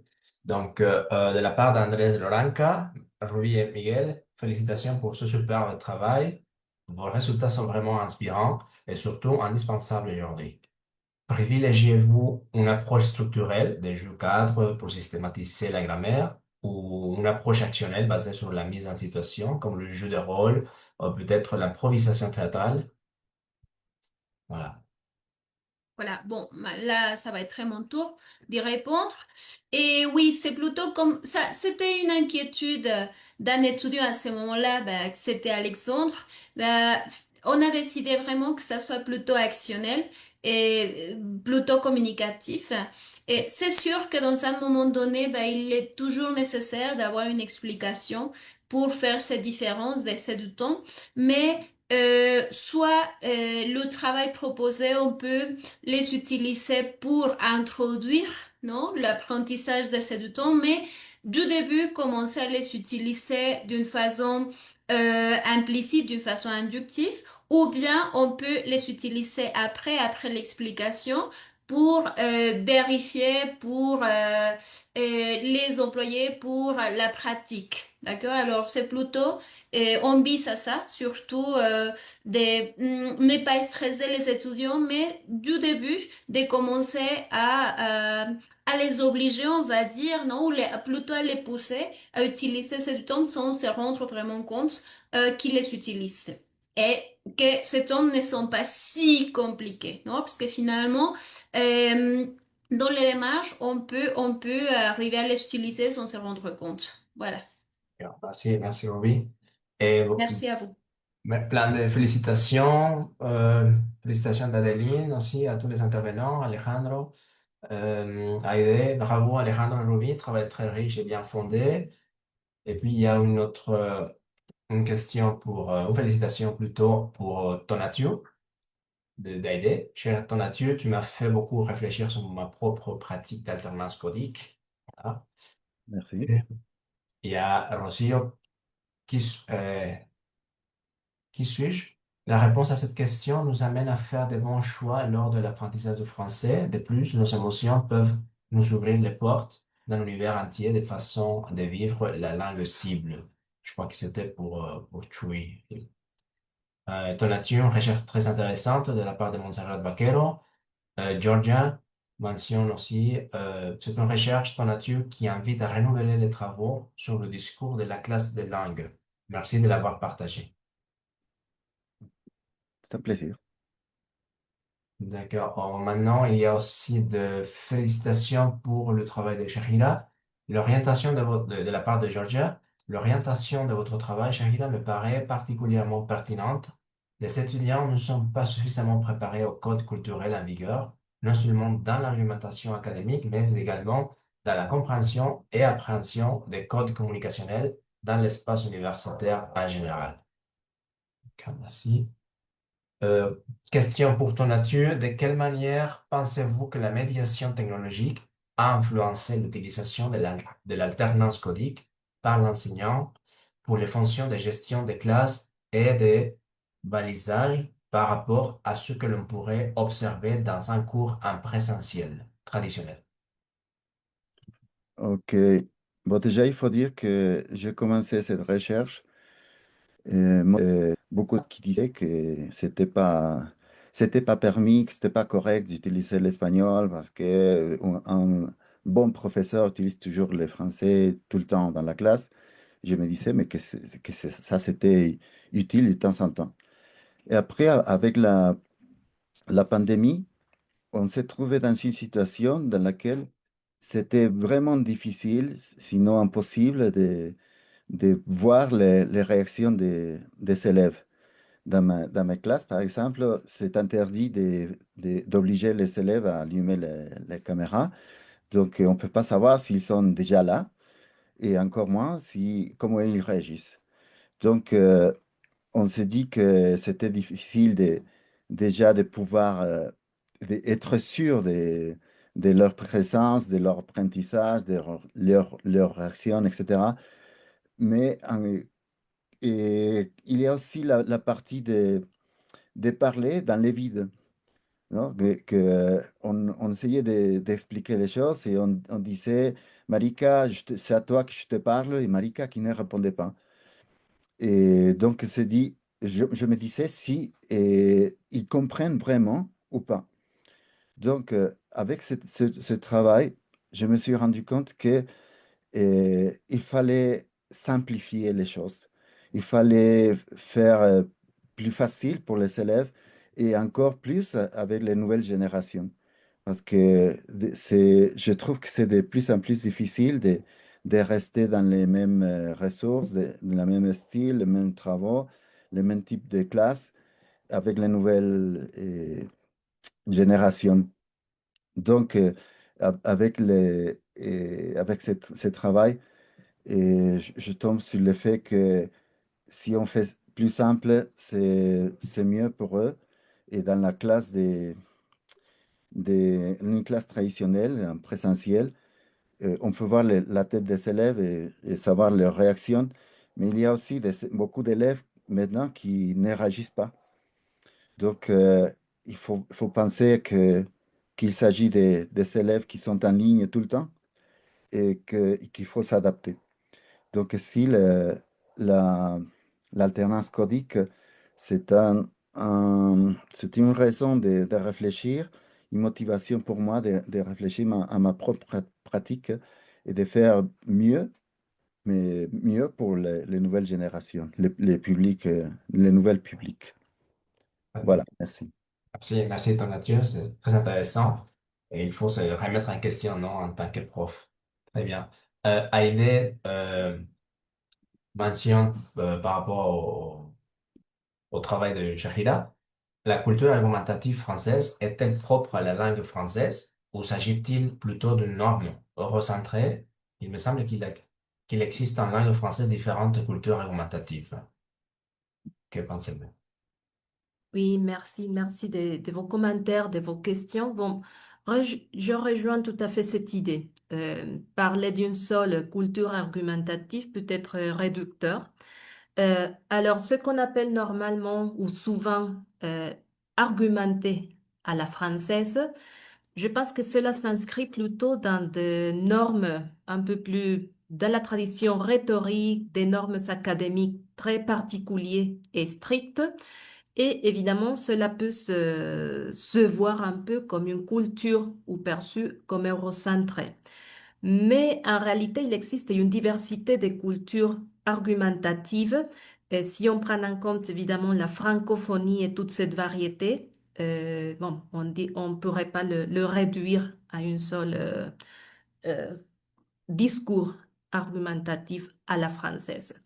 C'est plutôt essentialiser un peu le contexte dans lequel on est et que probablement cela pourrait donner des difficultés ou empêcher un peu l'argumentation orale ou à l'écrit des étudiants. Ce que je prends en compte actuellement, je pourrais pas dire que c'est la totalité, mais prendre en compte ce qu'on demande normalement dans les salles de classe de FLE, non? Et c'est précisément un peu ces structures, ces schémas de quelle est la posture, donnez-moi des arguments, un peu les exemples, la conclusion, et disons ces cultures un peu plus académiques dans le discours. Mais oui, on ne peut pas le réduire à une seule culture argumentative. Merci Shahida. Il y Merci. a Guadalupe Flores aussi qui te félicite. Bravo Shahida, une recherche très intéressante. Merci. Georgia s'est permis de partager un lien pour abonner à ta révision du contexte mexicain. Je crois que tu as Merci vu beaucoup. déjà le lien. Il est écrit par Guadalupe Rumi qui a présenté il y a quelques minutes, voilà, qu'on a écouté tout à l'heure avec Alejandro. Donc, c'est un article qui pourrait te servir. Merci beaucoup. Je viens de le Jessica, télécharger. d'accord. Jessica Bonilla aussi te félicite. Excellente intervention. Madame Shahida, je vous félicite pour cet énorme travail.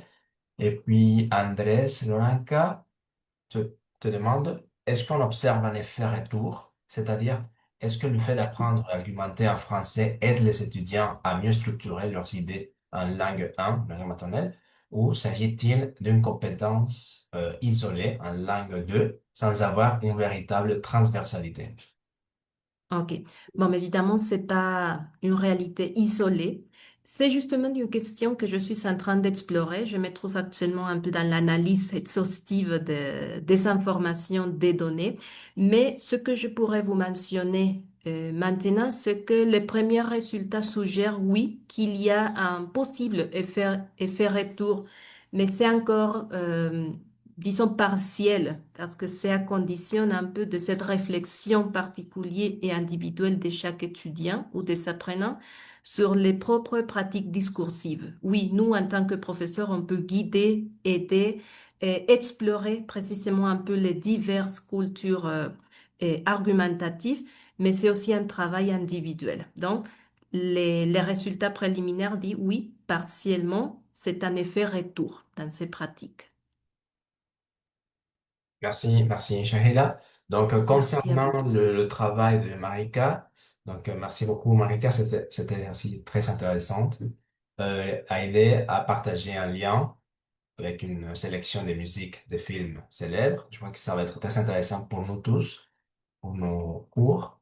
Euh, euh, Paula demande pour Marika, où est-ce qu'on peut trouver la présentation? J'aimais beaucoup les activités. Merci de nous partager votre recherche. Et je vais passer aussi à la deuxième. Je crois que c'est une félicitation de Junouette. Ton travail est vraiment intéressant. Pourrais-tu remettre la diapo avec la recommandation, s'il te plaît? Mais je crois qu'Aïdé l'a déjà partagé. Voilà. Je crois qu'on a mis, oui, les diapos. Oui. Et sur le travail, j'ai pas vraiment de présentation. Je ne sais pas si vous allez faire ensuite une sorte de recompilation avec les différentes présentations. Je me souviens plus en quelle année, mais peut-être il y a 2 ans, 3 ans, j'avais écrit un petit article sur la revue de l'Université autonome de l'État d'Hidalgo. En gros, c'était la partie théorique avec moins d'illustrations directes, mais vous allez avoir toute la partie théorique un peu plus développée. Voilà. Donc, on pourrait peut-être aller sur la revue et chercher ton article. Je crois que je peux vous le mettre ici si vous voulez sur le chat. Il me semble que je l'ai par là. D'accord, si vous l'avez. Je viens de mettre le lien. Ah, voilà. Aïdé a déjà mis le lien. Ah, merci Aïdé. Chuy, félicitations Malika, c'était vraiment très intéressant et riche. Carolina aussi, merci beaucoup pour toutes ces excellentes interventions, réflexions et stratégies, excellente bloc didactique. Paulina, merci beaucoup à tous, très bon sujet. Azucena, excellent. Vincent Soumon, merci beaucoup, très intéressant. Jesus, Jessica Bonilla aussi, partage ses sincères félicitations, Madame Marika. Votre travail a été très enrichissant. Bonjour Miguel, si vous pouvez faire... Ah, non, ça c'était moi qui, qui rendais Miguel. Voilà. Euh, après, Chui, j'ai oublié de mentionner. Hmm, oui, j'ai pris en compte ces inquiétudes des étudiants, leur pratique linguistique. Bon, c'était une réponse à la question précédente. Mercedes Bustamantes, félicitations et merci beaucoup de partager vos recherches si innovantes et enrichissantes. Voilà, Alejandro a partagé également son courrier électronique au cas où. Et voilà. Et je ne sais pas si on a déjà répondu à la question de Mercedes pour Shahida. Est-ce que vous avez analysé l'approche de la pragma-linguistique? Ah, merci de la question. Non, c'était pas encore répondu. Je les prends en compte dans ma recherche, mais pas de manière centrale. Évidemment, ça fait partie de mon cadre théorique et méthodologique pour analyser un peu la partie interactionnelle, les usages en contexte. Et bien sûr, j'intègre un peu toutes ces parties dans mon analyse, mais pas de manière très centrale. Mais oui, je le prends en compte. Merci, merci. On continue avec la félicitation pour tous les intervenants. Et Ratura, félicitations pour vos présentations et merci de nous avoir découvert vos recherches. C'est une source d'inspiration pour nous en tant qu'étudiants. Donc, c'était les étudiants de la salle hybride. Martinez Garcia Miguel, il est important de rappeler qu'il n'y a pas si longtemps, nous étions nous aussi des étudiants et nous sommes là pour vous rappeler que vous avez besoin de talent et que nous pouvons vous aider à le mettre en valeur. Préparez-vous, continuez à étudier et faites en sorte que votre travail soit reconnu aux futurs enseignants. Donc, un bon conseil pour les futurs enseignants de français. Euh, De fait, je crois que on le commentait en début de session. On est vraiment très très content de voir que le renouveau recherche dans le français et en français est assurée parce qu'on a tout au long de ces 3 jours, on a entendu des participations extrêmement bien structurées, intéressantes, créatives, dynamiques. Donc, on n'a pas de souci à se faire. Je crois qu'on attendait tous simplement l'espace pour pouvoir partager ces différentes recherches et ces différentes questions.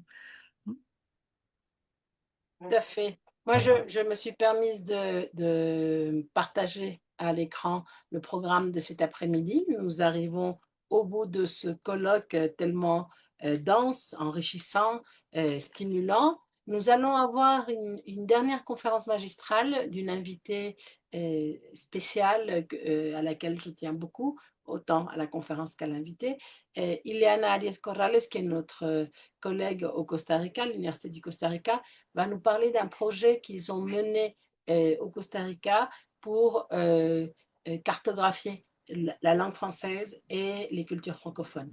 Et c'est le type de projet que l'association LAMDIF souhaiterait mettre en place au Mexique. Donc, vous êtes fortement invités à venir assister à la présentation de Ileana.